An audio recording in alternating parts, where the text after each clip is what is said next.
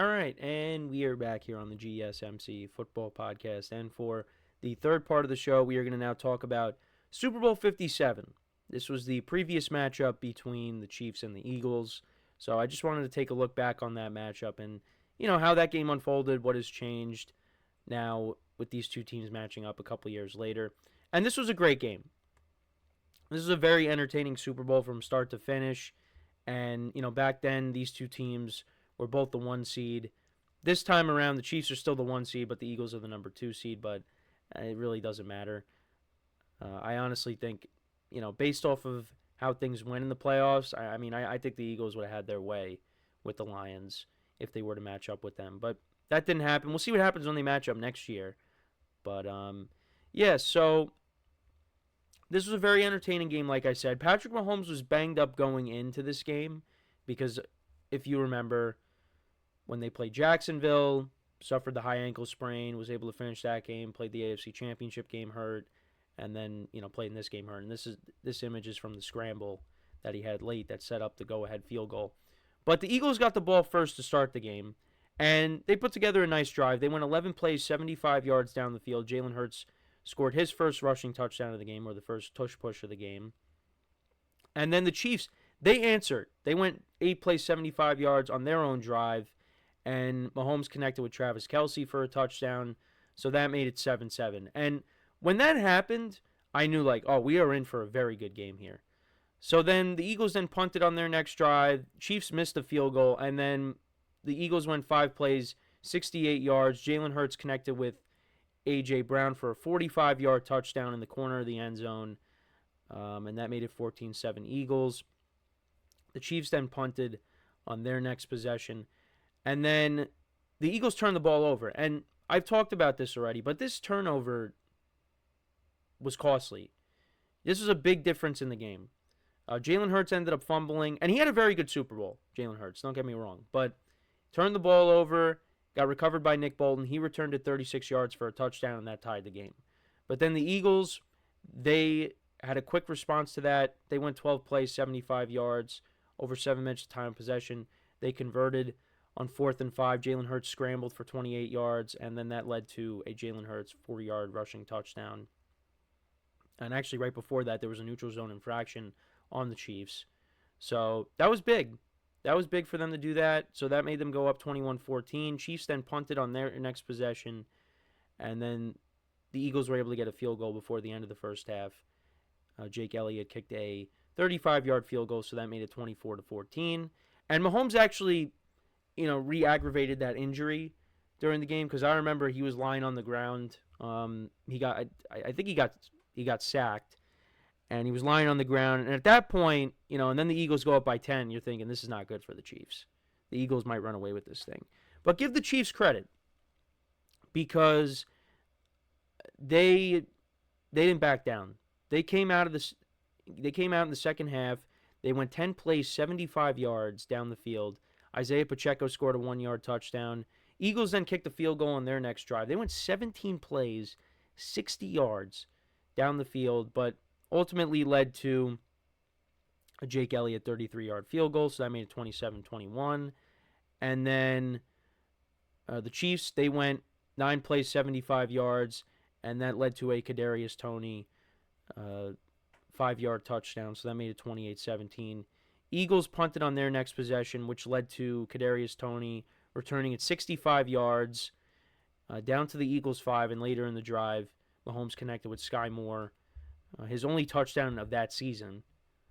Didn't score a touchdown throughout the entire regular season, scored one in the biggest game, and that made it 35-27. The Eagles then tied it 35-35. They went down the field. Jalen Hurts scored on the tush push. They got the 2, and that was set up by a 45-yard reception by Devontae Smith. And then the Chiefs, they went 12 plays, 66 yards down the field. There was that call at the end, the holding call on James Bradbury. This was on 3rd and 8. So there would have been, around 2 minutes left in the game, but that set up a first down for the Chiefs, and Harrison Butker kicked a 27-yard field goal. The Eagles got the ball back. Jalen Hurts, chucked the ball as far as he could, but it was well short of the end zone, and the Chiefs ended up winning the game. Patrick Mahomes, in terms of passing yards, didn't have a big day, but he was efficient. 21 to 27, 182 yards, 3 touchdowns, no interceptions, a QBR of 96.3, and a passer rating of 131.8.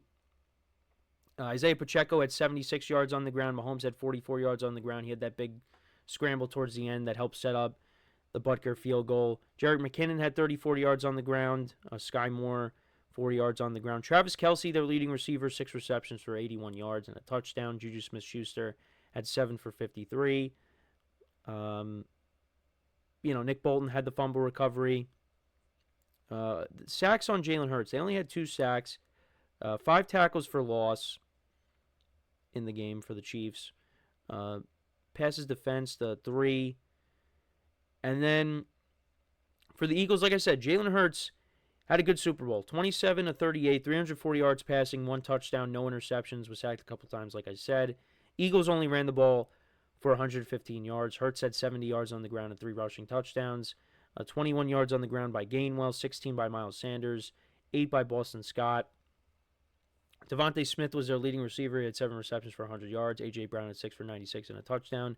Dallas Goedert, 6 for 60. Those guys are going to be heavily involved in the game coming up. And I did highlight this when I talked about the Super Bowl, coming up.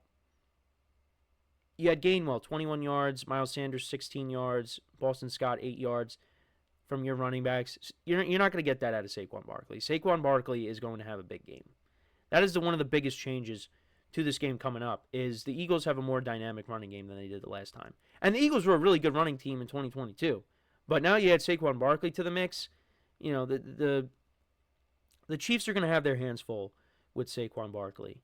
And, for the Eagles, they had 5 QB hits in the game against Mahomes. They didn't sack him once in the game. But I know there were some complaints about the field, that Eagles defenders were slipping, trying to get after Mahomes.